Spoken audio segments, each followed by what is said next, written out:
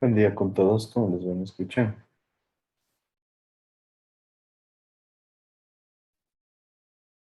Sí, buenos días. Buenos días, Inge. Listo. Vamos a empezar con la lista entonces. Está Jaime Álvarez. Presente, Inge, buenos días. Buen día. Diana Álvarez. Buenos días, Inge, presente. Buen día. José Arturo. Buenos días, Inge presente. Buen día. Sandro Brito. Presente, Inge, buenos días. Buen día. Elian Spin. Presente, Inge. Buenos días. Buen día. Carlos Galarza. Cristina García. Presente, Inge. Gisbert Godoy. Presente, Inge, buenos días. Buen Inge, día. disculpe, creo que se Sí. saltó de días. Díaz, a ver, no me respondió. Este punto. Ya, muchas Pablo gracias, Inge. González. Presente, Inge, buenos días. Buen día. Luis Gordillo. Presente. Valeria Jaramillo. Presente, buenos días. Buen día. Ariel Lara. Presente, Inge, buenos días. Buen día. Jonathan Macías. Presente, Inge, buenos días. Buen día. Nicolás Mafla. Buenos días, Inge presente. Buen día. Shaden Mora. Presente, Inge, buenos días. Buen día. Sebastián Novoa. Buen Presente, Inge, buenos días. día. Julián Peñafiel. Inge, buenos días. Buen día. Y Vladimir Ponce. Presente, Inge, buenos días. Buen día. Erika Kinga. Buenos días. Buen día. Santiago Romero. Presente, Inge. Lenín Salazar. Buenos días, Inge presente. Buen día. Andy Salazar. Presente, Inge, buenos días. Buen día. Nicolás Sánchez. Presente, Inge, buenos días. Buen día. Nicole, perdón. Sara Serrano. Presente, Inge, buenos días. Buen día. Dani Tibán. Presente, Inge, buenos días. Buen día. Dominic Vaca. Presente, Inge, buenos días. Buen día. Andrés Verde Soto. Presente, Inge. Byron Vinuesa. Presente, Inge, buenos días. Buen día. Brian Vizcaíno. Edgar Uquilema. Presente, Inge. Y Mireya Zurita. Buenos días, Inge, presente. Buen día. Listo, entonces. Bueno, a ustedes les voy a pedir ahorita que me den una mano. Pedí a Sandrino, pero los que no han hecho el seguimiento al sílabus, por favor, tenemos que hacerlo hoy es el último día. En el aula virtual, en la sección general, hay que poner el seguimiento. Entonces, tomémonos un par minutos para hacerlo, por favor, o ya lo hicieron todos.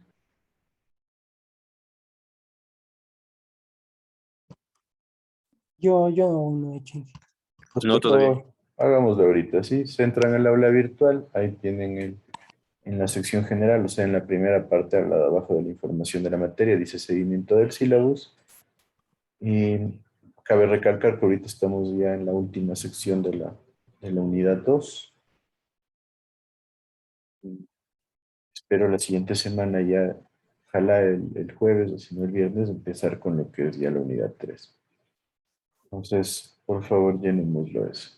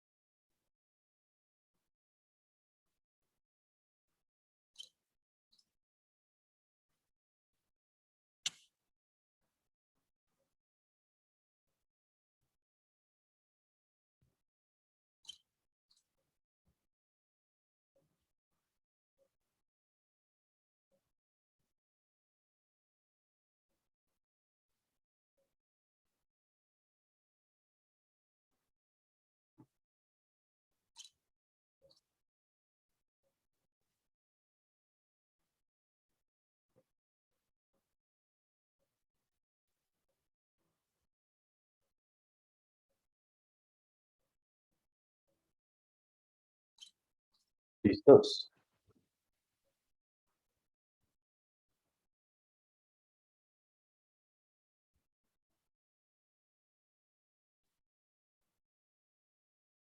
¿Qué me dicen? ¿Estamos o no estamos ya con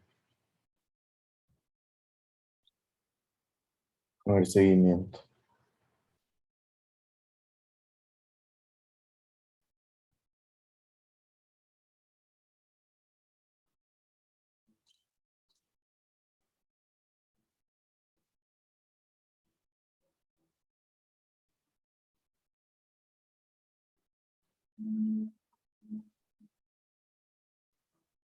¿Estamos ya?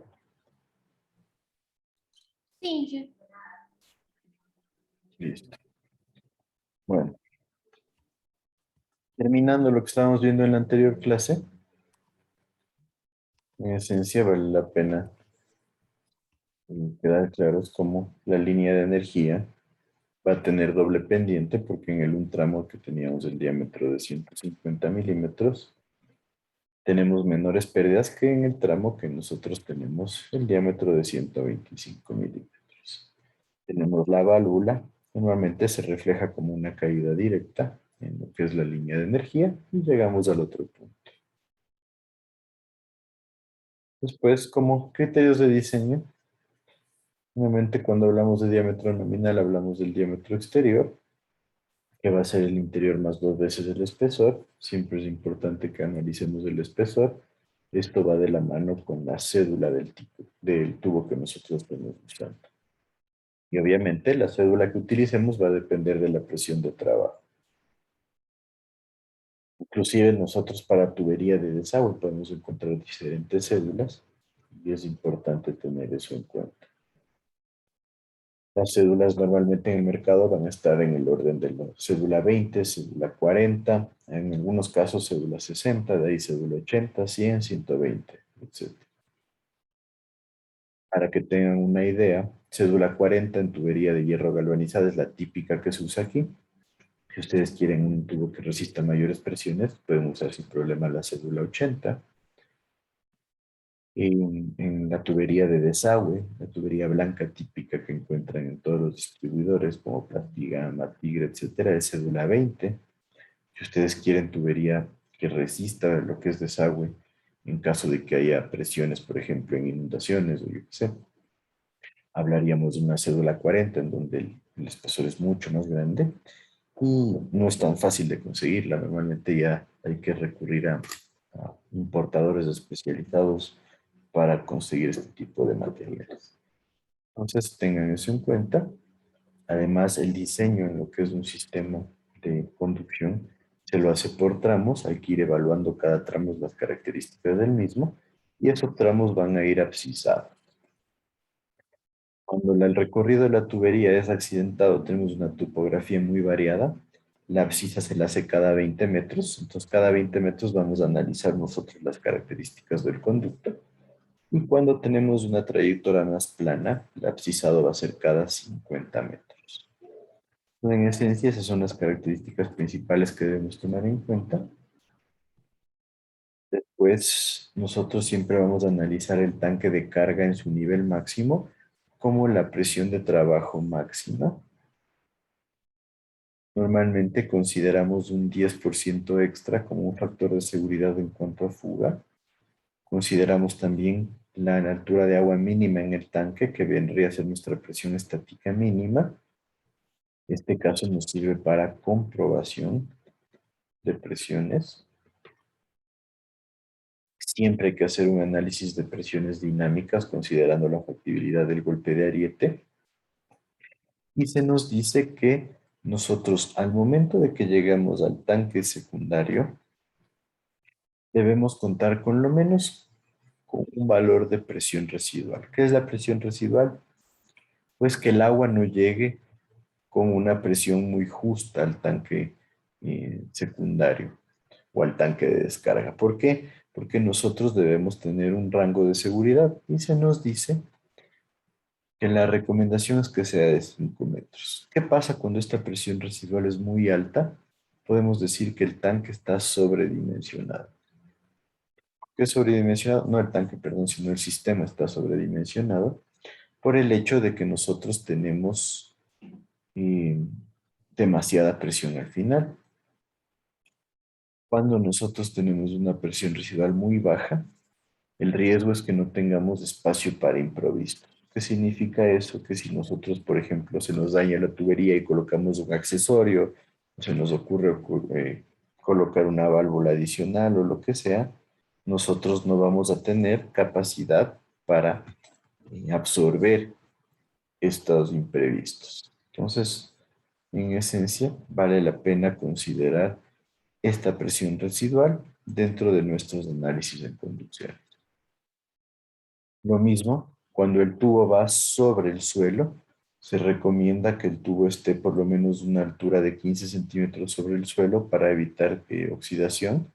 Cuando el tubo está bajo el suelo, se recomienda una profundidad de excavación de por lo menos 1 metro. En esencia, entonces,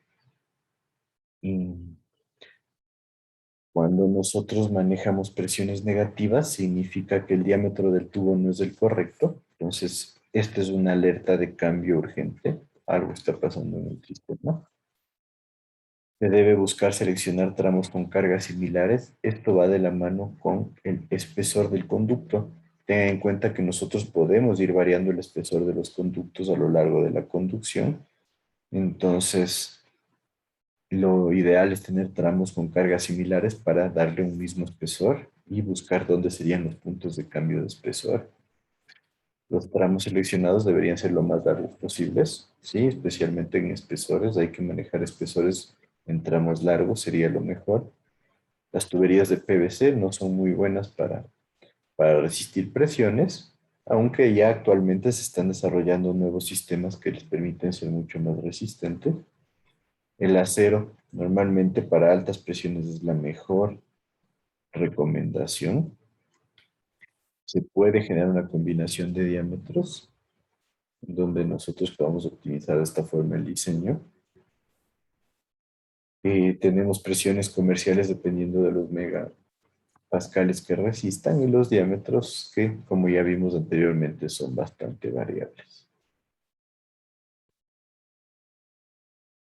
Cuando nosotros manejamos ya el diseño propiamente dicho de una línea de conducción, vamos a utilizar una tabla en donde tenemos la distancia que vamos a manejar entre cada punto, la distancia acumulada total de la conducción, la cota del terreno que estemos manejando, la carga estática que vamos a tener para el punto en cuestión, el diámetro interno que estamos usando, las pérdidas por fricción que tenemos, las pérdidas por fricción acumuladas a lo largo del tramo, la línea de gradiente hidráulico, que sería la cota del terreno, más la altura mínima del agua que tenemos, y más las pérdidas acumuladas.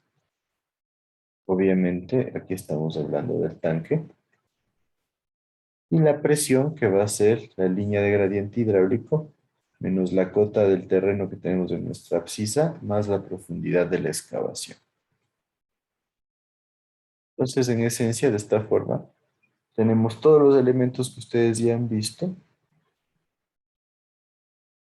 Y en esencia, estos elementos los van a poner en este cuadro. Recuerden diciendo que el abscisado puede ser normalmente cada 20 metros o cada 50 metros. Entonces, esta es la forma típica de poner la información. Y con eso tendríamos listo lo que es la conducción del diseño. Este trabajo no lo tomé en cuenta para ustedes, como les dije, les voy a cambiar el trabajo del tercer bimestre. Ese trabajo lo voy a enviar la siguiente semana, en donde vamos a trabajar en función de lo que es redes de distribución. Entonces ahora pasamos de tema, entramos a ver tanques, donde en esencia los tanques son un elemento fundamental porque nos ayuda a compensar las variaciones horarias de demanda de agua. ¿A qué nos referimos con compensar las variaciones horarias de la demanda de agua? ¿Qué me dicen ustedes?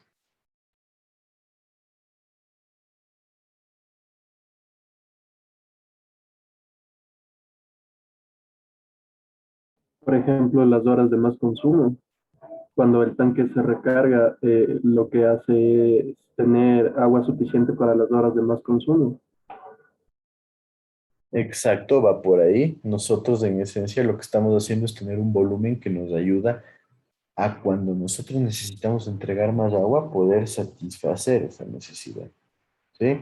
Entonces, en esencia estamos hablando de un tema que ya lo tienen ustedes claro y son los volúmenes de regulación.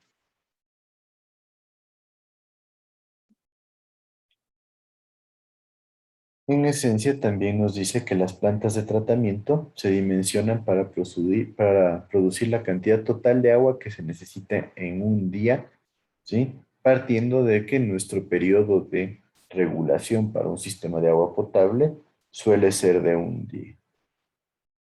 Entonces, cuando hay poco consumo, los tanques se empiezan a llenar y cuando el consumo es muy grande, el tanque se empieza a vaciar y de esa forma, como decíamos y mencionaba su compañero, nosotros estamos absorbiendo las variaciones de consumo.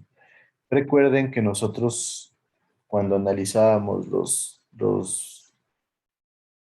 caudales en los sistemas, veíamos que el caudal máximo diario, que normalmente es el que usamos para diseñar la conducción, y más un factor de seguridad, va a estar alrededor de un 30-50% más alto que el caudal medio diario. Pero si analizamos el caudal máximo diario, va a estar entre un 100 a 120% más grande que el caudal promedio diario.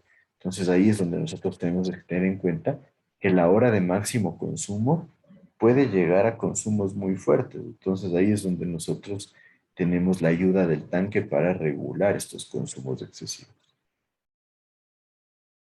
Dentro de tanques, vamos a decir que el agua captada en la fuente va a ser el total de que nosotros necesitamos para el consumo de la población y nosotros debemos generar un ajuste respecto a los consumos, ¿sí? El ajuste va por el lado de la regularización, como les hemos estado mencionando. Con los tanques, nosotros también tenemos una ventaja adicional, que es que nosotros podemos mantener presiones constantes en el agua.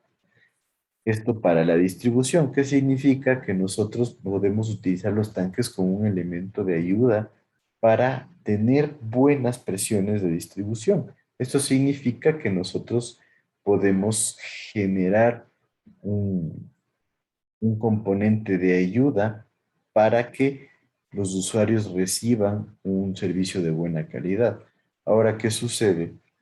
En muchos casos nosotros cuando no evaluamos las presiones que se generan dentro del sistema, existen zonas que no están bien servidas, ya sea porque se encuentran muy cerca al tanque y tienen presiones demasiado altas, o porque se encuentran muy lejos del tanque y tienen presiones demasiado bajas.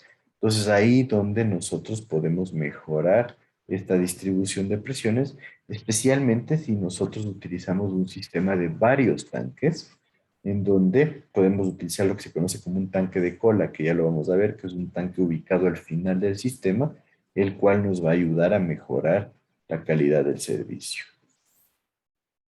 Y por otro lado, obviamente, el tanque nos ayuda a asegurar un servicio continuo, especialmente en casos donde nosotros tenemos, por ejemplo, el daño de una tubería en el sistema de distribución o una falla en la planta de tratamiento o en la captación. Ahí el tanque nos ayuda como un elemento de apoyo porque nos va a ayudar con cierto rango de tiempo para distribuir el agua hasta poder nosotros poner operativo el sistema. Tengo una pregunta. ¿Sí? En un edificio nosotros utilizamos una cisterna como un tanque, tanto como para mantener el caudal como para también mantener presiones. Se puede hacerlo, no siempre se lo hace porque, a ver, para mantener presiones, una cisterna debería estar en la parte alta del edificio. Hay algunos edificios que sí lo hacen. Por ejemplo, en países de Asia, se utiliza tener una cisterna en la parte superior para contrarrestar los movimientos sísmicos. Obviamente eso va de la mano con un sistema electrónico que es de alta tecnología, en donde se tienen apoyos que son móviles y de esta manera se vuelve un contrapeso la cisterna. No es tan común, pero pasa. Si es que no se hace bien, en cambio, la cisterna en el último piso, lo que va a generar es mucha más inercia. Y la inercia excesiva puede generar vibraciones excesivas. Entonces, ahí el problema. Entonces, se vuelve muy caro lo que es tener una cisterna en la parte alta. Y eso suele ir de la mano con que no se lo haga. Entonces, en ese caso, en edificios ya no se vuelve la cisterna una ayuda en cuanto a mantener las presiones, sino simplemente solo para abastecer el agua. En la mayoría de edificios, al menos en la ciudad de Quito, la cisterna se le hace en los subsuelos, de manera que no ocupa espacio importante que podría ser vendible, ¿no? También hay que tener en cuenta que con los costos subiendo, normalmente el ocupar un espacio arriba para una cisterna suele significar una reducción de ingresos para la empresa. Entonces, por ese lado suele ser un poquito difícil. Entonces, ¿qué se hace en edificios? Se tienen sistemas de bombeo eh, especiales, sistemas con bombas ya más grandes, en donde esas bombas están midiendo todo el tiempo que se mantenga la presión correcta. Y si ustedes se van a edificios de gran altura, por ejemplo, en el edificio más alto del mundo, en el Burj Khalifa, es súper interesante porque ellos tienen un sistema de 6 bombas que inyectan agua a presión más o menos cada 30 y pico de pisos. Entonces, ellos vieron que para poder abastecer a todo el edificio, me parece que es el piso 34, en el piso 60 y pico, y en uno de los pisos más altos, se generan los cuartos específicos para bombeo, para mantenimiento, para lo que son cualquier tipo de operación del funcionamiento del sistema, en donde tenemos bombas en serie trabajando. Entonces, de esa manera se tiene siempre una carga de presión constante y por otro lado, en esos casos sí funciona como una forma de mantener presión porque la presión del último piso si estamos con las tuberías llenas, ayuda a que a lo largo de todo el edificio nosotros tengamos buena presión de agua. Pues obviamente va de la mano con un sistema especializado de bombas, que es bastante interesante. Ellos tienen un video muy, muy bueno acerca de cómo funcionan todos los servicios dentro de ese edificio. Entonces, no sé si por ahí va la pregunta. Sí, que gracias. No sé si has visto también en edificios pequeños, por eso colocan el tanque de agua, el típico tanque azul elevado. Eso se hacía antiguamente por el hecho de que era más fácil, ¿no? Simplemente con una bomba simple se le llena el tanque y después ya tienes presión en la edificación. Pero desde el punto de vista servicio no es muy bueno. Y por otro lado nos dice que los tanques de regularización se hacen con el objetivo de modificar el régimen de aportaciones, o sea, lo que nos entrega la conducción, porque normalmente la conducción va a tener un régimen más o menos constante. Nos referimos con más o menos constante que durante el periodo de las 24 horas vamos a tener un abastecimiento de aportaciones. Me refiero a eso en líneas generales. Nosotros sabemos que hay zonas donde no hay disponibilidad tan buena de agua. En esos casos ya no tendríamos un abastecimiento continuo, pero se debe más a la falta de capacidad de tener el servicio, el recurso de agua, más que a la funcionamiento del sistema. Y en esencia, la idea es ajustar las aportaciones al consumo de demandas, que es lo que nos pide la red de distribución, que tiene la diferencia de que siempre va a ser variable. ¿Qué significa eso? Que yo voy a tener periodos de alto consumo y también periodos de bajo consumo. Recuerden, por eso decíamos que la gráfica típica de un consumo de agua potable se da en un periodo de regulación de un día y tenemos horas de muy bajo consumo en la mañana, en la madrugada, que después van creciendo hasta llegar a un punto tope y después vuelven a bajar. Y este es el esquema típico de consumo de agua potable. Entonces, siempre va a ir variando a lo largo del día, a diferencia de los aportes que van a tener una tendencia bastante cercana a ser constante.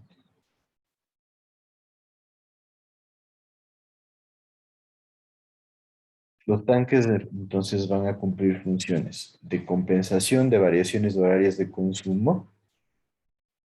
En esencia, nosotros vamos a regular el caudal, nos van a ayudar a proveer una presión adecuada en la red y también nos van a servir como un elemento en caso de emergencia, en caso de incendios o en caso de que se nos dañe nuestra red de suministro.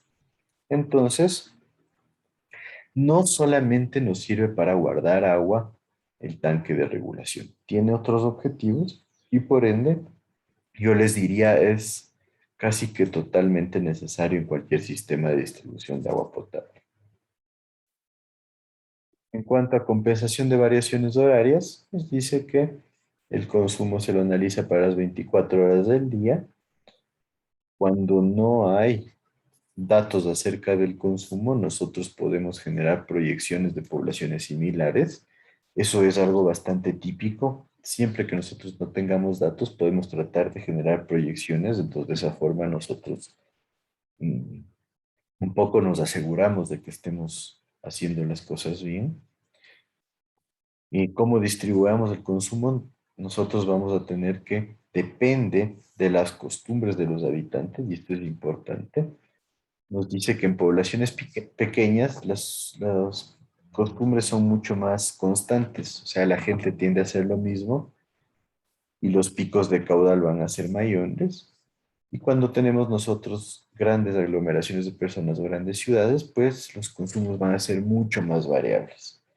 Entonces, ahí, por ejemplo, si ustedes se van a una población pequeña en la sierra, van a ver que es muy típico que sean poblaciones que se despiertan más temprano, que se van a dormir más temprano de igual forma. Entonces los consumos picos se desarrollan en un horario diferente a que la costa. Si ustedes se van a Guayaquil, y normalmente el consumo de agua en las mañanas es bastante alto y en la noche se extiende hasta las 10, 11 de la noche porque la gente tiene horarios mucho más amplios que en la sierra, especialmente porque tipo 8, 9 de la noche ya empieza a bajar el calor y se vuelve más fácil para ellos salir. Entonces, todas estas costumbres tienen que influenciar también en lo que es el consumo de agua.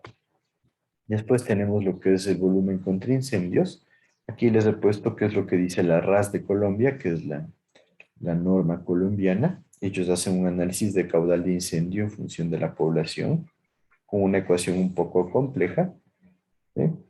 Y nos dice que el volumen que vamos a tener adicional en el tanque de almacenamiento debe considerar un incendio de 2 horas. Entonces también hay que chequear que el volumen contra incendios abastezca para por lo menos 2 horas de funcionamiento.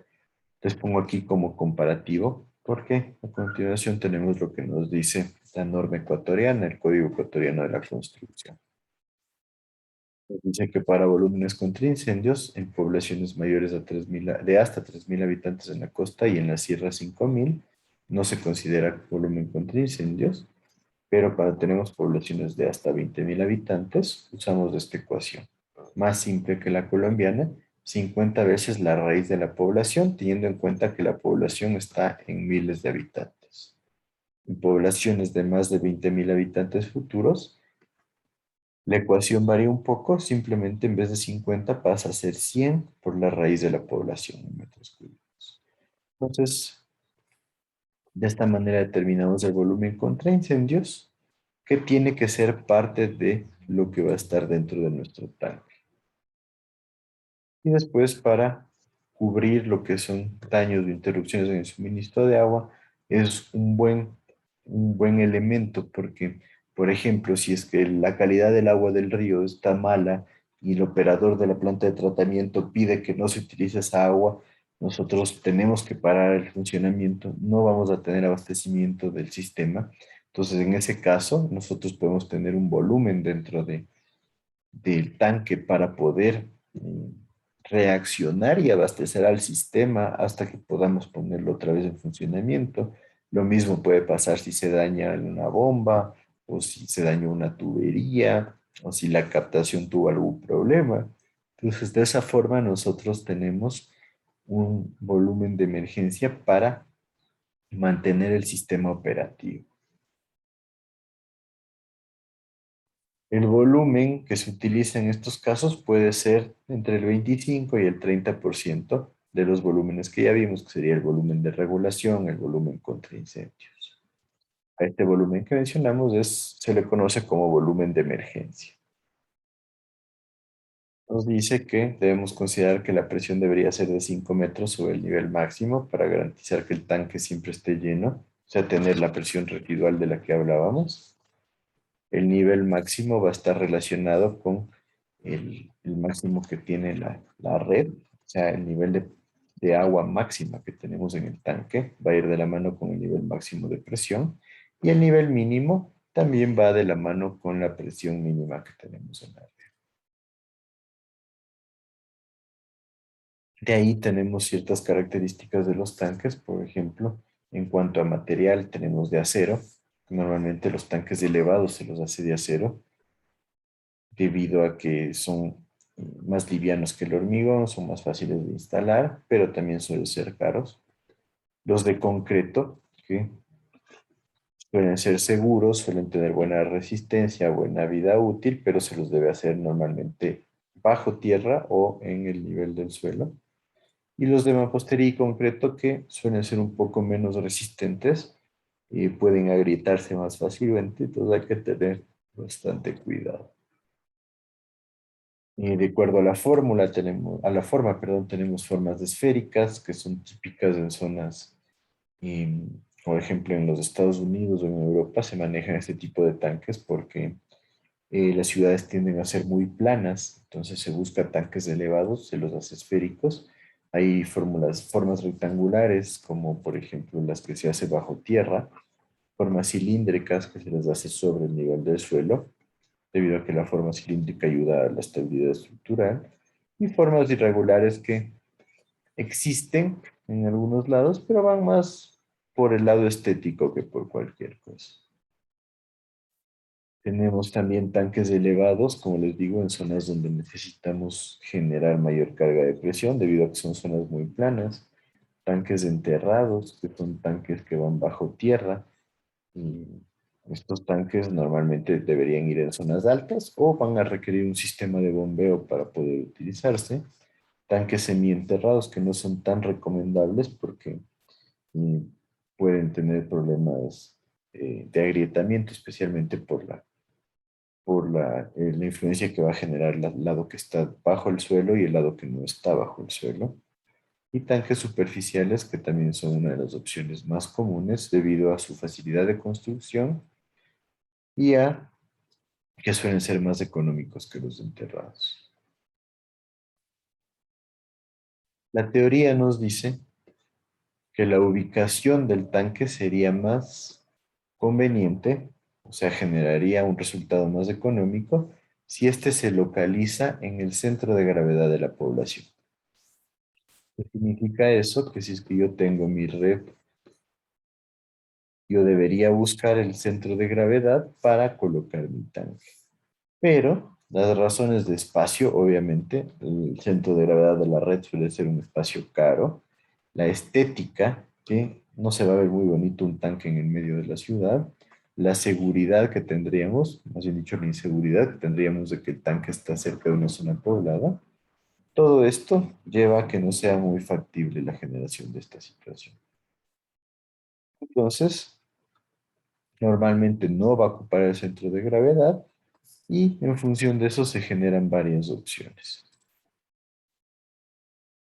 Como por ejemplo, tenemos un tanque de distribución y almacenamiento colocado antes de la población, obviamente después de la captación y el tratamiento, de tal manera que podamos tener una carga de presión mínima sobre la población que nos sirva para que la población se sienta bien abastecida.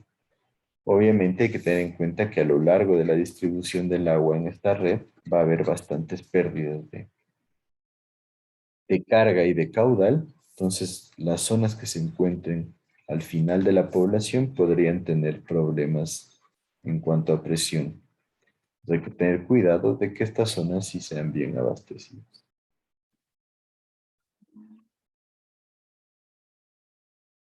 Podemos tener un tanque elevado antes de la población, en donde mediante una bomba nosotros le vamos a llenar al tanque y también vamos a distribuir el agua.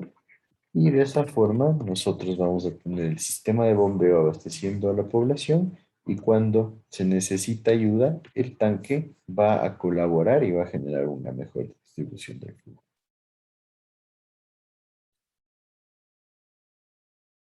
Podemos tener un esquema que incluya un tanque de compensación, en donde aquí está la captación y el tratamiento.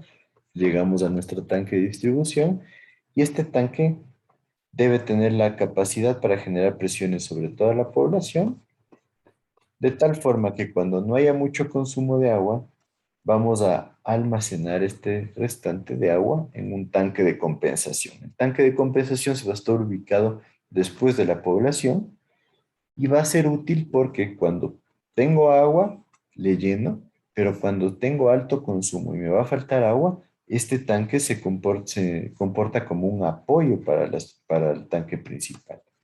¿Y cuál es la ventaja que nos genera? Que este tanque principal va a generar una buena calidad del servicio aquí. Pero cuando tenemos alto consumo, hay riesgo de que esta zona de acá no se abastezca de manera correcta. Como no está bien abastecida, el tanque de compensación nos va a ayudar a generar presiones y caudales correctos en esta zona. Suele ser una solución bastante útil contar con un tanque de compensación. Aparte, nosotros cuando tenemos presiones muy altas en la red, podemos necesitar o contar con un tanque rompepresiones, que en esencia el tanque rompepresiones es un tanque que no va a servir para almacenamiento, sino lo que va a hacer es permitir que se reduzca la presión que tenemos en el sistema. ¿Para qué podemos querer que se reduzca la presión? Pues, por ejemplo, si tengo un sistema que va así, tengo que la presión que genera este tanque es demasiado alta.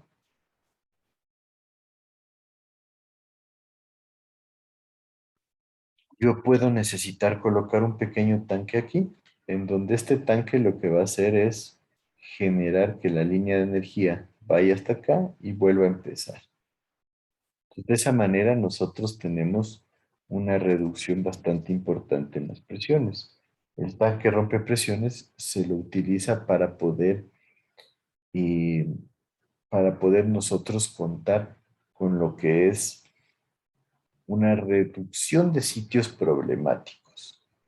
Ahora, hay que tener mucho cuidado que si es que yo tengo viviendas en esta zona y yo pongo un tanque rompepresiones aquí, probablemente se queden ellos casi que sin presión. Entonces hay que tener mucho cuidado en cuanto a la definición de la ubicación de un tanque rompepresiones, pero suele ser uno de los elementos más utilizados para controlar presiones excesivas. En esencia, ¿cómo funciona? Tenemos un tanque abierto a la atmósfera, en donde nosotros vamos a tener un conducto que llega y un conducto que sale. Este tanque tiene que tener el tamaño suficiente para permitir que se produzca la carga de la tubería sin que ingrese aire. Y estos suelen tener un rebose en caso de emergencia. El rebose es una especie de desagüe en la parte alta. Y también puede haber válvulas de flotador que nos permiten sellar el paso del agua en el caso de que hablemos de agua ya tratada. Porque al agua tratada hay que cuidarle más, ¿no? Entonces los tanques de reserva se van a diseñar para el caudal máximo diario. El caudal que ingresa es constante y el caudal que sale es variable. Esto es una premisa. No siempre se cumple, pero es fácil de cumplir.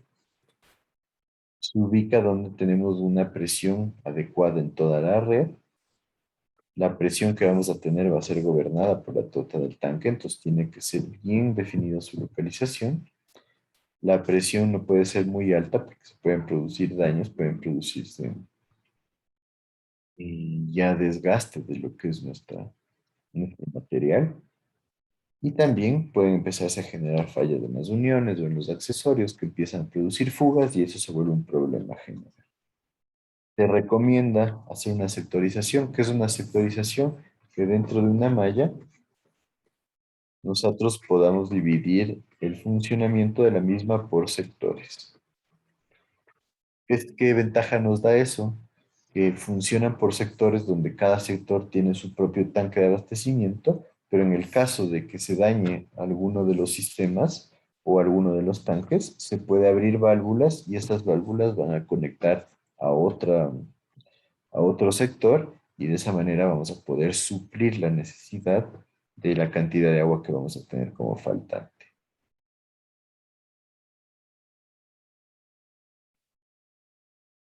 Pues en esencia, cuando hagamos el análisis de un tanque, tenemos que evaluar qué sucede con el nivel estático mínimo, si nos genera una presión adecuada, si la línea de gradiente hidráulico máximo que se va a generar donde nosotros tenemos los periodos de menor consumo, perdón. Si tenemos menor consumo, el caudal va a ser bajo, y si es que el caudal es bajo, nosotros vamos a tener las pérdidas bajas, ¿sí? Pues nuestra línea de gradiente hidráulico va a ser máxima. Pero cuando hablamos nosotros del mayor consumo, la línea de gradiente hidráulico se vuelve mínima por el hecho de que el caudal va a ser máximo y las pérdidas que tengamos nosotros van a ser máximas. Entonces tenemos nuestra línea de gradiente hidráulica mínima. Entonces el análisis que debemos hacer nosotros es, si yo tengo viviendas en esta zona bajo la línea de gradiente hidráulico mínima, nosotros vamos a tener adecuada presión, no se necesita una cisterna.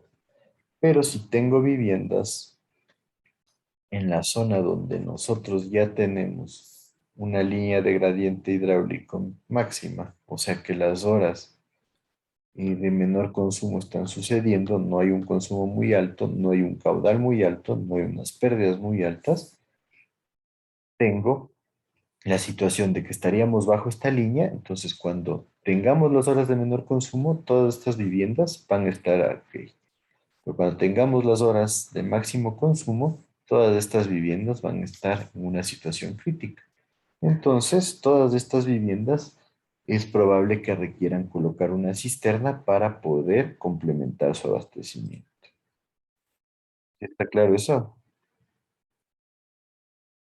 Entonces, nosotros tenemos que analizar presiones máximas y mínimas y caudales máximos y mínimos para poder asegurarnos qué es lo que realmente vamos a generar como ya calidad del servicio, especialmente a los habitantes que se encuentran distribuidos a lo largo de nuestra zona de influencia. Ya han pasado de las 10, vamos a tomarnos unos minutos antes de continuar.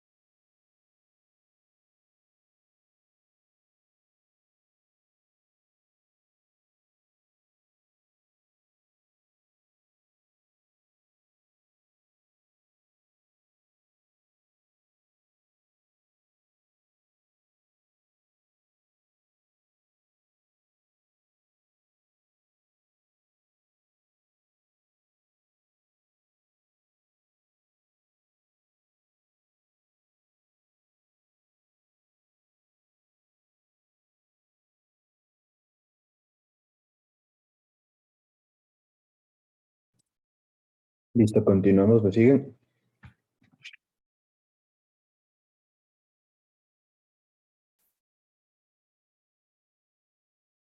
Sí, Inge. Bueno, entonces vamos a tener ciertos accesorios para considerar, por ejemplo, una válvula de aire. Esta se coloca en puntos altos y nos permite la salida de aire cuando éste se acumula en un punto alto, cuando se empieza a acumular aire. Ya hemos visto que la sección transversal disminuye, la velocidad incrementa y eso genera turbulencia, genera fallas en lo que es el funcionamiento del sistema.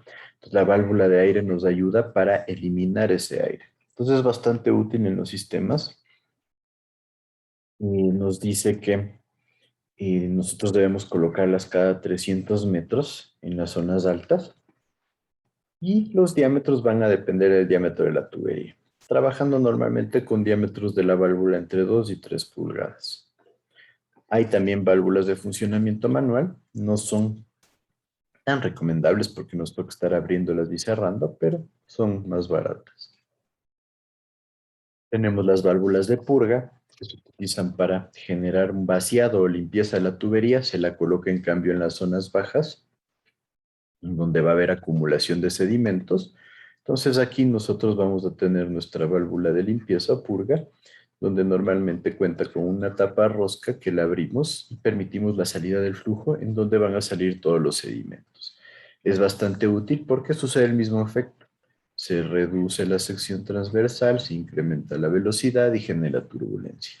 Claro, corriendo el riesgo de que si se empiezan a acumular muchos sedimentos, se puede llegar a taponar la tubería y pueden generarse presiones excesivas y generar daños totales en el sistema.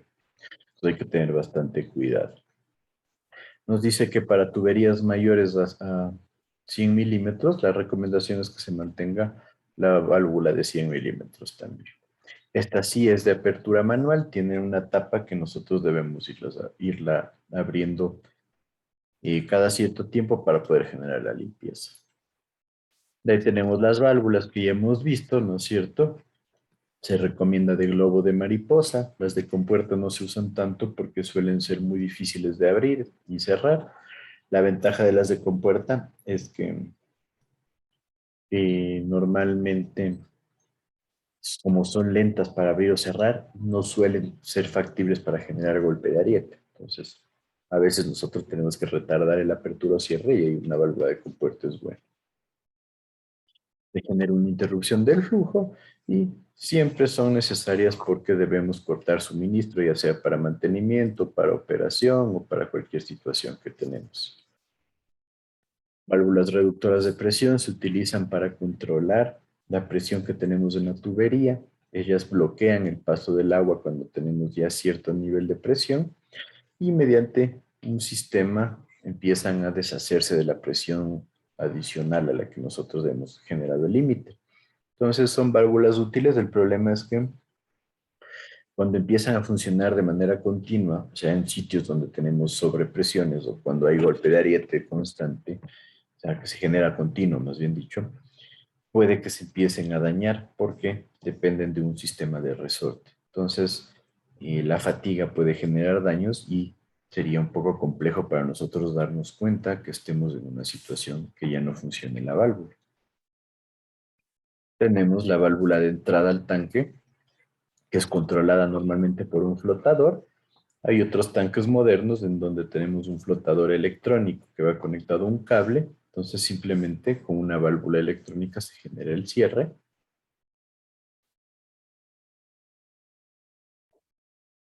Y también tenemos un bypass. El bypass es un sistema que nos permite generar que cuando nosotros no usamos el tanque se pueda producir el paso de agua sin problema. Entonces, nos permite cuando está dándose mantenimiento, cuando se daña el tanque, que siga funcionando sin problema, pero la desventaja es que no tenemos regulación de caudales. También solemos contar con un drenaje. El drenaje se lo suele instalar en la parte baja para deshacernos del exceso de agua cuando tenemos una falla en el control del nivel máximo, o también cuando hay entrada de agua desde algún sitio hacia nuestro sistema. Entonces ahí es donde nosotros tendríamos la utilidad del drenaje. Igual cuando tenemos una losa de fondo y se produce agrietamiento, puede haber paso de agua, entonces nosotros debemos tener un sistema de drenaje para controlar cualquier posibilidad de inundación. Y nosotros siempre vamos a tener una válvula de control con flotador que nos va a permitir manejar lo que es el nivel máximo, pero como les digo, el drenaje nos sirve para controlar fallas de ese sistema. Hay accesorios como la salida del tanque, que normalmente viene con este sistema, una rosca en donde se ajusta esto a las paredes del tanque y acá se conecta el conducto de salida, una tubería de ventilación, que es para mantener aireada el agua, un rebose o un desagüe en la parte alta que nos permite deshacernos de niveles excesivos de agua, que está conectado al desagüe del tanque. No siempre se tiene desagüe en el tanque. En esencia, aquí está un esquema en donde tenemos nuestra tubería para ventilación, para aireación del agua. Tenemos una tapa metálica que siempre tiene que tener una seguridad. El cono de rebose para evitar que lleguemos a niveles más altos del nivel máximo. Tenemos una caseta donde están las válvulas de control. Tenemos válvulas de salida, válvulas de entrada, válvulas de limpieza, válvula para controlar el funcionamiento del bypass, la tubería de desagüe que ya iría al punto de descarga. Entonces, en esencia, ahí tenemos un esquema muy básico de cómo estaría armado un tanque. Entonces ahí entra el análisis de la regulación, en donde nos dice que el volumen de entrada respecto al tiempo, cuando es igual al volumen de salida respecto al tiempo, nosotros hablamos de una regularización de volumen. Ahora nos dice acá que si el volumen de entrada es menor al volumen de salida respecto al tiempo, no tenemos una satisfacción en el sistema. ¿Qué significa eso? ¿Qué me dicen ustedes?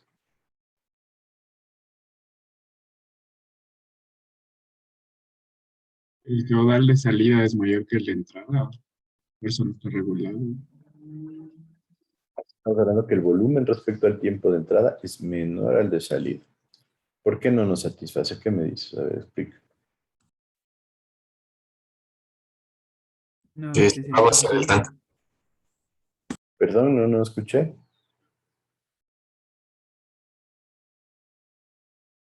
Que se va a vaciar el tanque. Sí. ¿Se va a vaciar el tanque? En esencia, sí, ¿no? Podríamos hablar ya en líneas generales, se va a vaciar el tanque, por eso no satisface. ¿Qué sucede? El análisis de volúmenes, tanto de entrada como salida, es cíclico. ¿Qué significa eso? Que va a cumplir ciclos. Ya hablamos que el ciclo de consumo del agua normalmente se lo da en un día y es algo más o menos así. Y el ciclo de entrada suele ser bastante constante, va a ser más o menos así. Entonces, si es cíclico y yo tengo que lo que entra es menos de lo que sale, significa que durante un tiempo va a funcionar el sistema, pero cuando se acabe la cantidad de agua que yo tengo en el tanque, nos vamos a quedar vacíos, como me decía su compañero. Entonces, no satisface porque a largo plazo esto no va a ser funcional. Mientras que si yo tengo más agua que entra que la que sale, me dice que no necesita el tanque, pero yo les he puesto esto para refutarlo. No me parece. ¿Por qué? Porque el tanque no tiene solo la función de regularización. El tanque tiene otras funciones.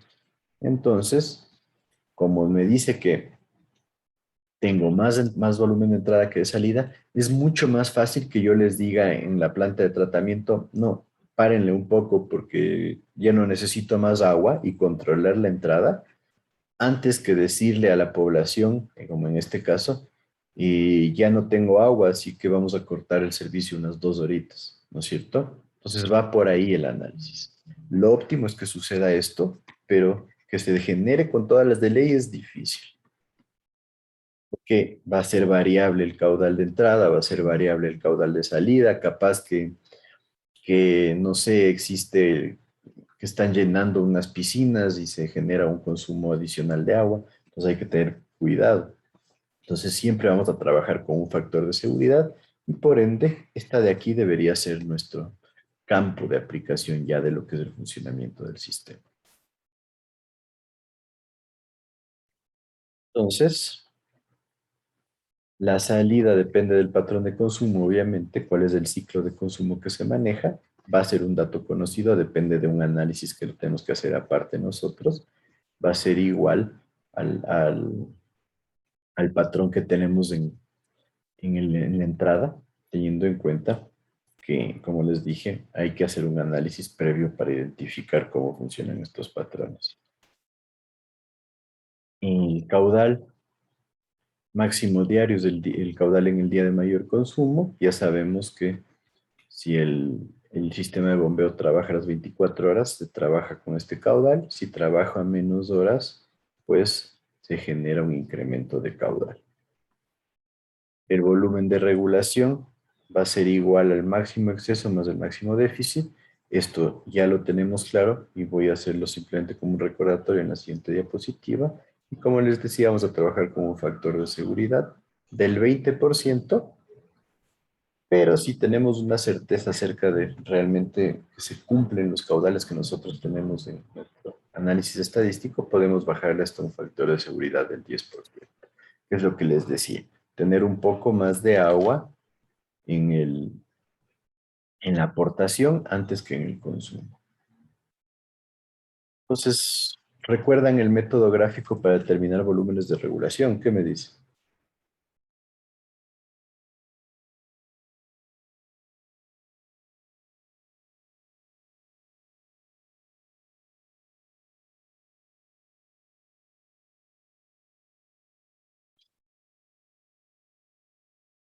¿Qué me dices, Jonathan Macías?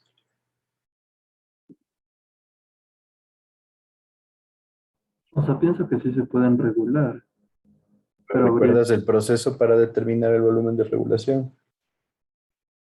debíamos sacar de la fuente de abastecimiento que tenemos, y luego sacamos con la población que va a utilizar el caudal y vemos las horas de consumo máximo. Más o menos, era un proceso. Teníamos dos opciones, ¿no? El gráfico era el más típico. Entonces, si recuerdan, graficábamos nosotros el volumen acumulado respecto al tiempo para los consumos. Y por otro lado, como está aquí, que sería el volumen acumulado para la producción o para los aportes. Entonces, teníamos esta gráfica que nace de las gráficas de caudales, deben recordar ustedes, ¿no es cierto? Esta gráfica inclinada corresponde a un caudal respecto al tiempo horizontal. Decíamos por eso que suele ser constante el abastecimiento de aportes. Y el consumo, pues aquí tenemos una curva un poco variada, donde nos dice que al principio tenemos poco caudal, después va incrementándose, después vuelve a bajar y vuelve a incrementarse. Entonces tendríamos nosotros dentro de nuestra gráfica de caudales probablemente algo así, un patrón de consumo de esta forma. Entonces, lo que hacíamos era, entre estas dos, identificar dónde tengo mi máximo exceso, o sea, cuando el aporte es más alto que el consumo, que probablemente sea aquí, que era mi volumen de exceso máximo, y donde tengo mi volumen de déficit máximo, donde el déficit sea mayor, o sea, el consumo sea mayor al aporte. Entonces, recuerdan, yo identifico mi punto de déficit máximo y grafico una paralela al volumen de aporte, que sería esta línea naranja. Entonces, de esta manera, la diferencia entre esta línea y la línea de acá de consumo son la que genera nuestros volúmenes de regulación y me dice que el volumen de regulación total va a ser la distancia entre estos dos puntos. Pues el volumen de regulación total va a ser la suma del volumen de déficit máximo más la suma del volumen de excesos máximos. ¿Recuerdan entonces este proceso?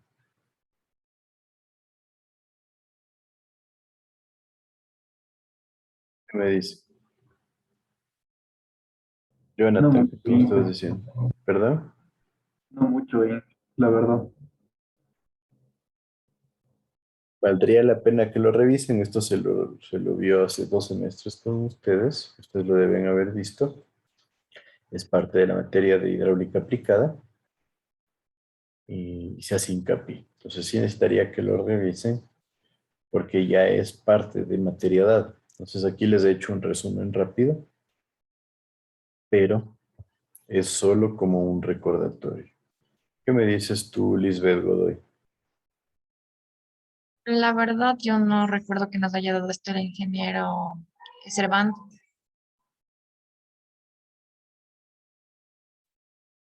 Bueno, me preocupa un poco porque la otra opción es que les haya hecho un cuadro en donde en el cuadro ustedes tienen el horario, tienen el delta del tiempo, tienen el caudal de aporte, tienen el volumen de aporte, de ahí tienen el caudal de consumo, tienen el volumen de consumo, y después sacaban el volumen de aporte menos volumen de consumo, y sacábamos la ecuación de volumen de regulación, que era igual a lo que nosotros tenemos como volumen de aporte menos volumen de consumo, más un valor absoluto del volumen de déficit máximo.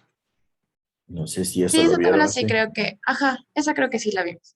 Bueno, la tabla nace del método gráfico, ¿no? Y va por el mismo lado. En esencia se hace exactamente lo mismo. ¿Sí? Entonces, eso como un recordatorio para que ustedes lo tengan claro. Lo mismo, ustedes pueden generar un balance de lo que es el nivel de agua en el tanque, donde tenemos el balance acumulado, y vamos a ir viendo cómo varía. Tenemos exceso, llegamos a un punto donde tenemos el máximo exceso, pero después empieza a quedar sin agua el tanque y llegamos al máximo déficit. Después volvemos a llenar de agua el tanque, llegamos a otro punto de exceso y después terminamos con otro punto de déficit. Esto va a depender obviamente de cómo va variando el nivel de agua en el tanque, pero ese es un balance de cómo se comporta el flujo dentro del tanque. Y esto nos ayuda a que nosotros sepamos cómo, qué tan variable va el nivel de agua en el tanque, ¿sí? Porque podrían existir otros elementos en donde, por ejemplo, tengamos solo algo así, ¿ya? Siempre va a haber exceso, o también siempre va a haber déficit, podría generarse algo así. Entonces nos ayuda a ver cómo está funcionando nuestro sistema.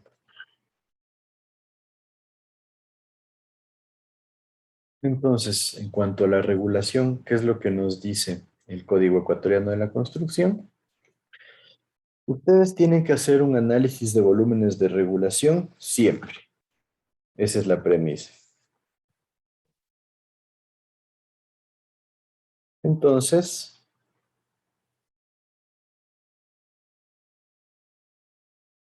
si es que ustedes no tienen la información suficiente para hacer un análisis de volumen de regulación, entraríamos a que no se conoce el patrón de consumo. Y si no se conoce el patrón de consumo, tendremos que usar esta tabla. Y así lo pone la norma ecuatoriana. El volumen de regulación para poblaciones menores de 5.000 habitantes va a ser el 30% del volumen que se consume en el día promedio de la población futura. O sea, sacamos el volumen promedio diario anual con la población futura. Si pasamos de 5.000 habitantes, va a ser el 25%. En esencia, este sería el caudal por cada día, ¿no es cierto?, que nosotros tendríamos con la población futura. Esta sería la población por la dotación. Pues dice, si tenemos poblaciones menores a 5.000 en la sierra o 3.000 en la costa, no se considera volumen contra incendios. Si son menores a 20.000, la ecuación que ya vimos hace un rato, 50 raíz de la población en miles. Si son mayores a 20.000, 100 raíz de la población en miles. Y volúmenes de emergencia, nos dice, para poblaciones mayores a 5.000 habitantes, el 25% del volumen de regulación, que es este de acá arriba, y si son menores a 5.000 habitantes, no se considera. Eso nos dice la norma. Entonces, esto da lugar a que muchas veces nosotros digamos, no, no tenemos tantos datos, entonces mejor usemos la tabla de 1. Claro, la desventaja es que son datos de una tabla de hace 30 años, ¿no? Esta norma se expidió en el 92. Entonces, tal vez nos daría un poco de dudas en algunos casos. Entonces, con estos datos que vimos en la tabla, vamos a hacer un ejercicio que nos dice, veamos cuál es el volumen de reserva que tenemos que tener nosotros en el tanque para una población en la que no se conoce el patrón del consumo, pero que tenemos 29.400 habitantes futuros y una dotación bruta de, aquí vamos a ponerle 250 litros por habitante por día. Entonces les dejo que copien.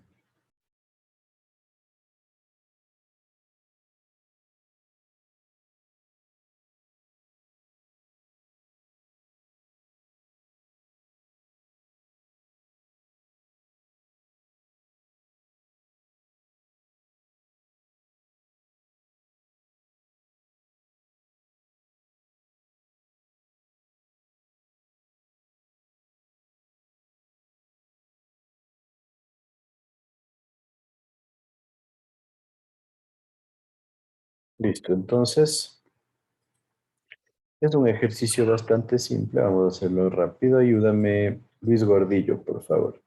¿Qué deberíamos hacer? Primero tengo que obtener el caudal máximo diario. El caudal máximo diario, yo les ponía aquí simplemente como un dato que siempre hay que tenerlo en los diseños, pero todos los cálculos de aquí va a ser en función del caudal medio diario. Entonces, ¿cómo haríamos? ¿Qué debemos sacar? El caudal máximo diario, ¿no? Medio diario. Pero Exacto. ¿De dónde sacamos el caudal medio diario? multiplico la población por la dotación. Población por dotación, ¿no es cierto? Tenemos 29.400 habitantes y una dotación de 250 litros por habitante. ¿Cuánto me da eso? 50. Uy, sale gigante. Creo que saqué 7.350.000. 7.350.000. ¿Qué unidades tendríamos? Sería litros por día. Litros por día. No es una unidad muy común, ¿no es cierto? Dejémosle en metros cúbicos por día y en litros por segundo. ¿Cuánto me dijo en qué unidades? En metros cúbicos por día y en litros por segundo. Metros cúbicos por día sería, para mí sería 7.350 metros cúbicos por día. 7.350, ¿qué? Metros cúbicos por día. Para litros por segundo, un día tenía 86.400. Metros cúbicos por día, perfecto. ¿Y en litros por segundo? 86.400. 85.07 litros sobre segundo. 85.07. 85.07 litros por segundo. Ese sería nuestro caudal medio. ¿Sí? Vale la pena tener, no lo vamos a usar ahorita, pero esto era hecho para un ejercicio más grande. El caudal máximo diario tendríamos que multiplicarlo por el factor de zona urbana de 1.3 por 85.07, ¿cuánto nos da?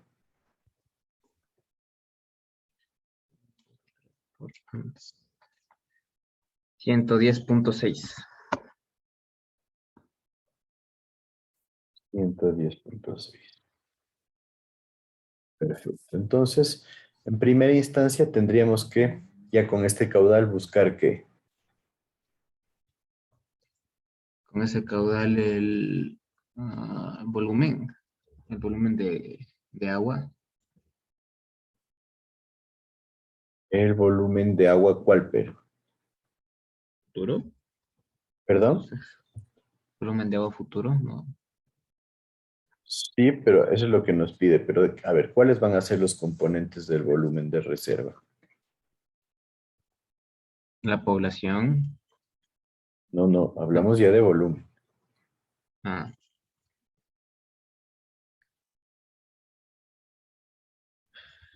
El caudal por el... No, sería para un día, ¿no? Sería... Multiplico mi caudal por el factor de conversión a día y... No, no, no, no. No me estás cachando. A ver, este volumen de reserva es el volumen que va a tener nuestro tanque. Y este va a estar compuesto por varios elementos. ¿Cuáles son esos elementos? Volumen de regulación. El volumen de regulación, ¿qué más? El volumen contra incendios. Volumen contra incendios. ¿Y cuál más? Volumen de emergencia. El volumen de emergencia. Entonces, con este caudal de aquí, yo tengo que calcular estos tres volúmenes para ver qué tamaño tendría que tener mi tanque para almacenar este volumen de reserva, ¿sí? Ok. Entonces, ¿qué nos decía la norma ecuatoriana respecto al volumen de regulación? 25% de mi caudal. Veamos, nos dice para poblaciones mayores a 5.000 habitantes, nosotros somos mayores a 5.000 habitantes, el 25% del volumen de un día de consumo con la población futura. ¿Qué sería eso? ¿El 25% de qué? 25 por... Del caudal que tengo aquí del 87,07, pero en consumo en todo el día, que sería multiplicarle por los segundos que tiene el día, el 86.400. Exacto. Y estaría en litros, podemos dejarle en metros cúbicos, que es el dato que ya tenemos aquí, ¿no es cierto? Ah, sí. Entonces, por eso vale la pena tenerlo por día. 7.350 metros cúbicos por día. Entonces, este volumen es igual a ¿cuánto? Por 50. 1837,5. 1837.5 metros cúbicos, que sería nuestro volumen de regulación. Ya es un volumen importante, ¿no? Ahora el volumen contra incendios, tenemos una población mayor a 20.000 habitantes, recuerden que tenemos 29.000, entonces nos dice utilicen la ecuación 100 raíz de P. Entonces el volumen contra incendios, 100, P recuerden que era la población en miles, entonces sería 29.4. ¿Cuánto nos da?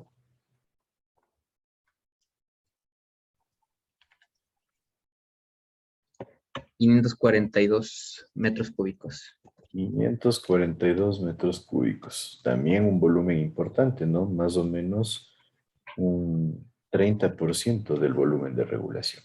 ¿Y el volumen de emergencia? El 25%. Ajá, el 25% para poblaciones mayores de 5.000 habitantes del volumen de regulación, ¿no es cierto? Entonces, el 25% de nuestro valor de 1837.5. ¿Cuánto nos da? 459.38. 459.38 metros cúbicos. Entonces el volumen de nuestro tanque va a ser la sumatoria de los tres. ¿Cuánto nos da?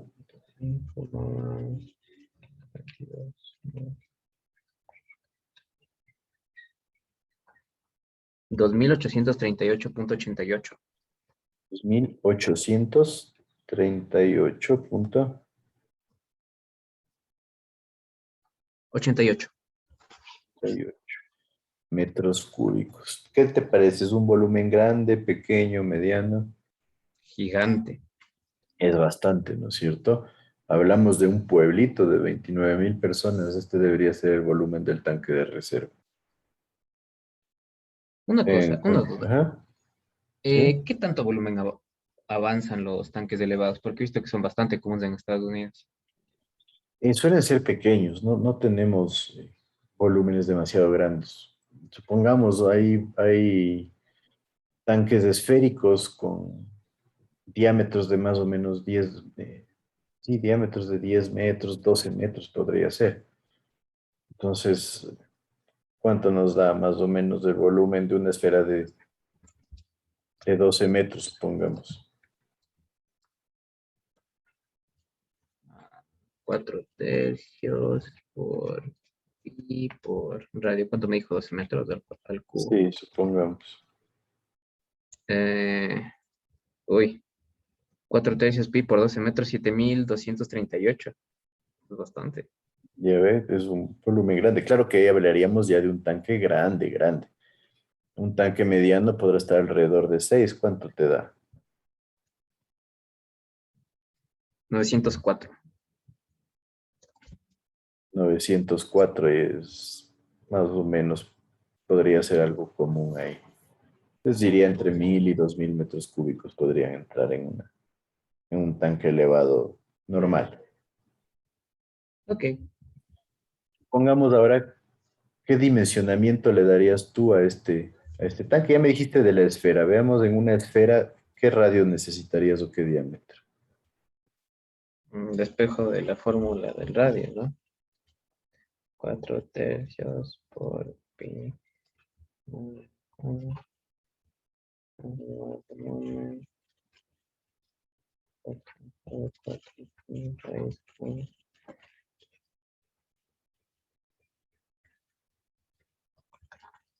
¿Ahorita quiere que le haga?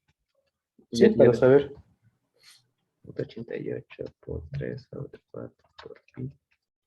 Elevado al 1/3. Un radio de 8,79. 8,78. 878 metros. Ya estamos hablando de un tanque bastante grande. Y ahora si le haces un cilindro, supongamos sobre el nivel del suelo, de hormigón, ¿qué dimensiones le darías tú? Pero necesitaría mínimo que me den una altura fija o un radio fijo, porque si no tendría dos variables. Exacto. Entonces tú deberías definir la altura, ¿no? ¿Qué altura te parecería coherente? Una altura donde quepa una persona para que pueda controlar sería lo mucho 2 metros de altura. 2 metros, sí, yo te diría por lo menos se suele hacer de 250 para que puedas ingresar con equipos, lo que sea que necesites. Si le haces con 250, ¿cuánto nos da de radio? 2,5. No, pero es 2 pi por radio. Pi por radio al cuadrado por 2,5.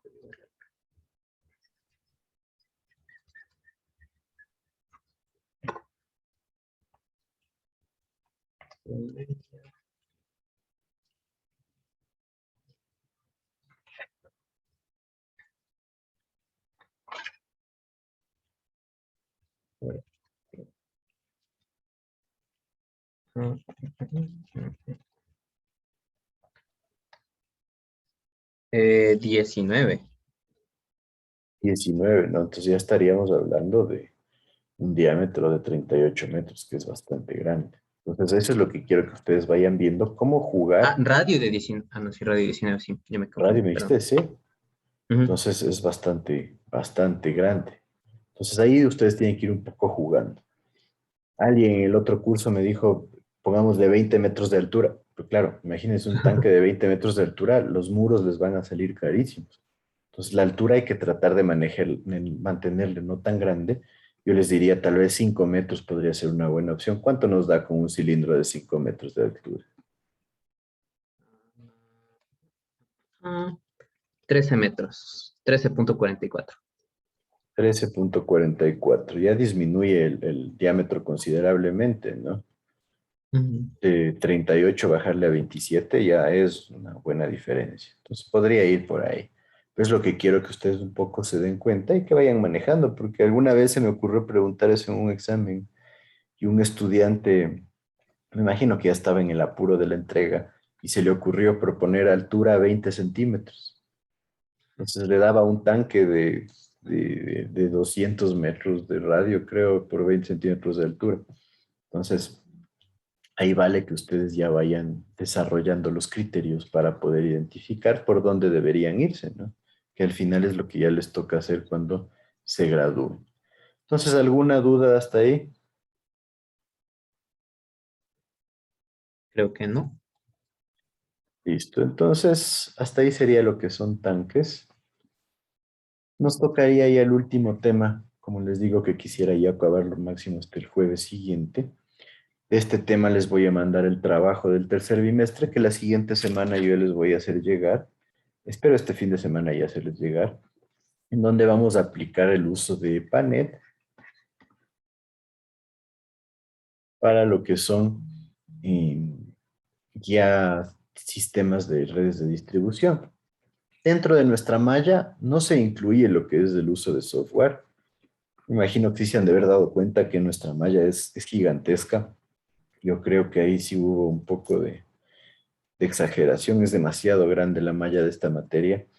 Y cuando están cogiendo los de la nueva malla, es como se comprimió, se le dio una hora más. Es una locura de larga la malla, entonces es un problema realmente. Entonces son demasiados temas. Y lamentablemente Panet no entra dentro de nuestros sílabos, pero me parece que es bastante útil para ustedes. Panet es un software para resolver sistemas de distribución de agua. Entonces hemos hecho con estudiantes un video para que ustedes puedan guiarse cómo utilizar EPANET. Entonces les voy a mandar a ustedes y en función de eso les voy a mandar un trabajo para que ustedes generen un diseño de una red en EPANET y ese va a ser el trabajo del tercer bimestre. Entonces, a manera de introducción a este tema, la red de distribución es el último complemento de nuestro sistema de agua potable, porque es el que se encarga ya de llevar el agua hasta todas las parcelas, edificaciones, viviendas, comercios, instituciones, lo que quieran. Entonces, es importante eso porque EPANET les va a ayudar a resolver esta red de manera fácil. Ustedes ya han visto lo que son redes. Ustedes ya evaluaron redes en hidráulica general, en hidráulica aplicada. Deben acordarse del método de Hardy-Cross, que era bastante largo, del método de la gradiente hidráulica, que era imposible de resolverlo manualmente. Entonces, en esencia, lo que hace EPANET es ayudarles a resolver esos sistemas de manera mucho más fácil. Entonces, EPANET les va a presentar un detalle más o menos de aquí, así. Esto es una red en EPANET, es una red grande, en donde EPANET maneja un código de colores.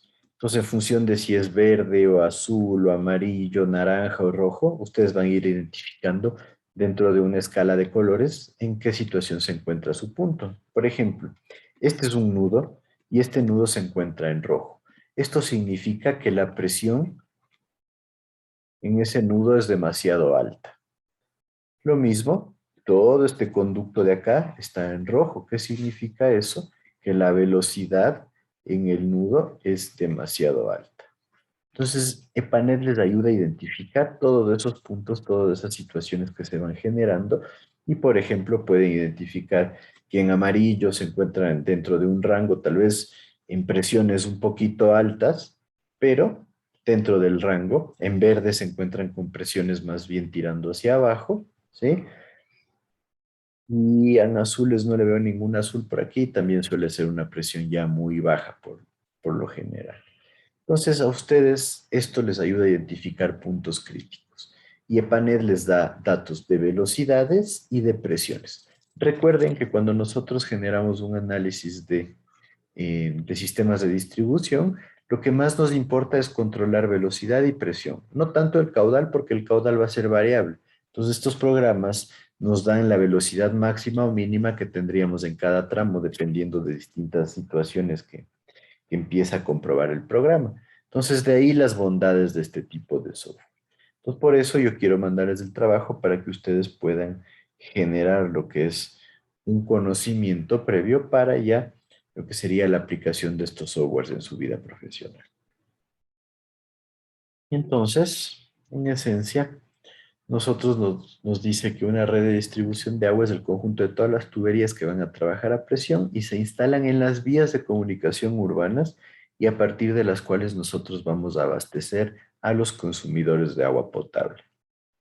Entonces, permite que llegue el agua desde el lugar de captación, o sea, desde donde nosotros tenemos el punto de la captación de agua hasta el consumidor final. Entonces, ¿qué tenemos? Dentro de una red abierta o ramificada, contamos con una principal tubería, una tubería que es la que maneja el mayor diámetro y el mayor caudal, y de esta empiezan a distribuirse ramales a puntos ciegos. Entonces, por eso se llama abierta o ramificada. Tenemos puntos donde no tienen interconexiones con otras tuberías. Normalmente esto pasa en zonas rurales donde no tenemos un desarrollo muy amplio y tenemos bastantes calles ciegas. En algunos casos donde tenemos también topografía difícil, se genera esto. Entonces aquí vemos, miren, esta es la tubería principal, alimenta esta tubería de aquí y a partir de esta se empiezan a generar los ramales abiertos. Ustedes deben recordar esto de hidráulica general, pero estos ramales abiertos son muy fáciles de calcular porque yo necesito saber el consumo que tiene cada ramal y en función de eso yo voy sumando caudales y al final sé cuál es el caudal que tiene que ir por la tubería principal. Entonces muy simple y lo mismo, tengo el valor de la carga de presión al inicio y puedo ir calculando las pérdidas que se generan y determino el valor de presión al final de cada nudo. Entonces es un cálculo muy, muy simple y eso es lo que se conoce como una red de distribución abierta. ¿Cuál es el problema de la red de distribución abierta? Se me daña esta tubería de aquí, muchas gracias, toda la población se quedó sin agua. Y eso es malo para la calidad del servicio, entonces no conviene tener este tipo de sistemas. Entonces, habiendo dicho eso, nosotros no recomendamos el uso de estas redes, a menos de que sea una población rural muy abierta, en donde realmente no exista la posibilidad de generar una red cerrada.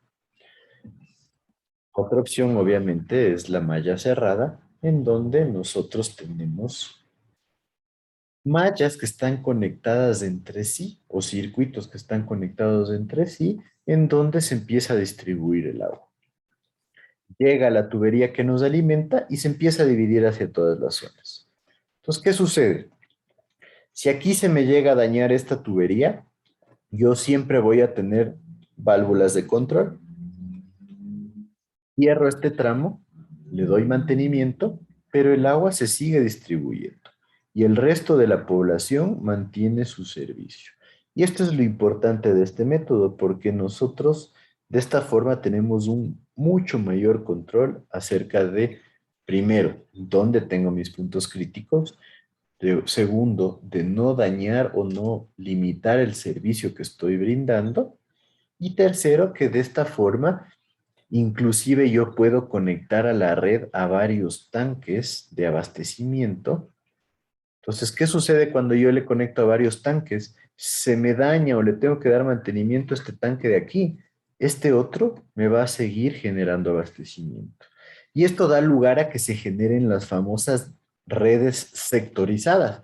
No sé si han escuchado, pero ahora la tendencia siempre es a buscar sectorizar redes. ¿Qué significa sectorizar redes? Yo tengo una válvula aquí y está cerradita esa válvula. Y esta red de acá funciona con su tanque y esta red de acá funciona con su tanque.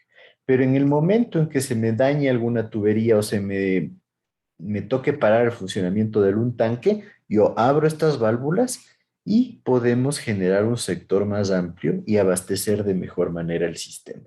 Entonces, ¿sí está claro este funcionamiento?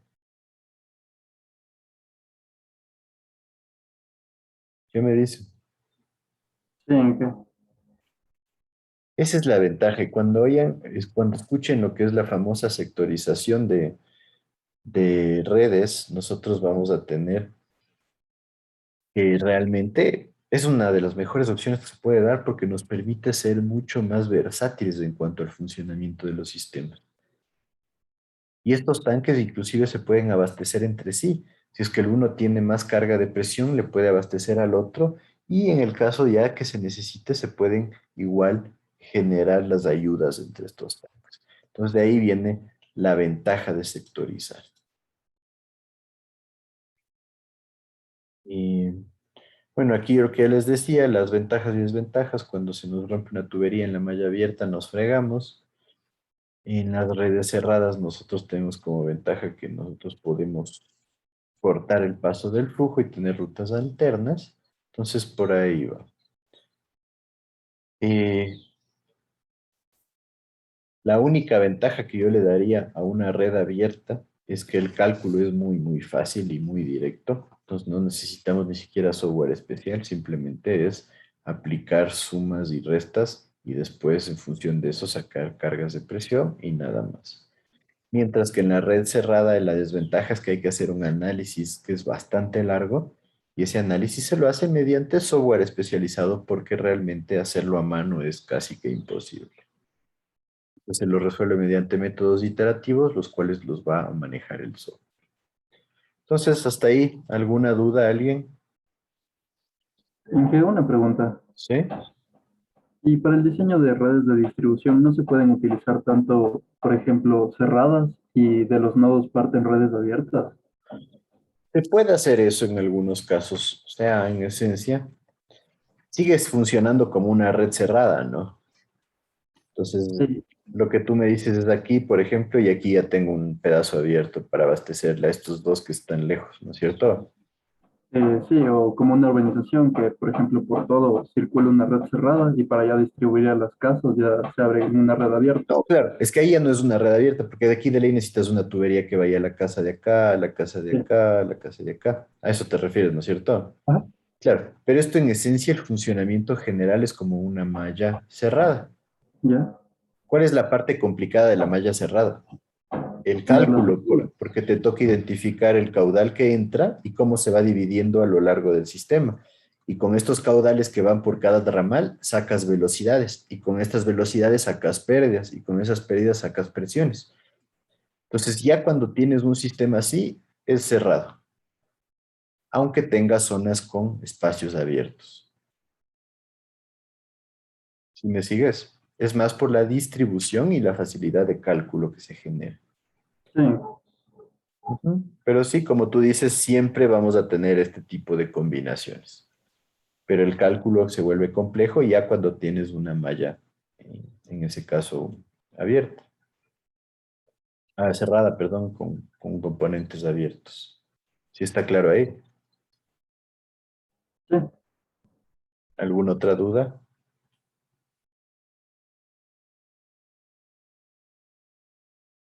Bueno, si no hay más dudas, podemos quedar ahí. Nos veríamos el siguiente jueves y un buen fin de semana a todos. Inge, ¿será que me Ajá. puede poner en lista, por favor? Luego, Inge, gracias. Luego, Inge, Luego. Luego, Inge, gracias. Luego, Inge, gracias. Gracias. luego, Inge. Hasta luego, buen fin de semana. Sí, porque justo logré entrar cuando ya dijo vaca y ya no alcancé mi apellido. Está bien. A ver. Sería solo Steven, ¿no es cierto? Sí, Brian Steven. Y entonces nos vemos. Un Ya, buen fin de gracias, Inge. semana, Brian. Hasta luego. Cuídate. Igual usted.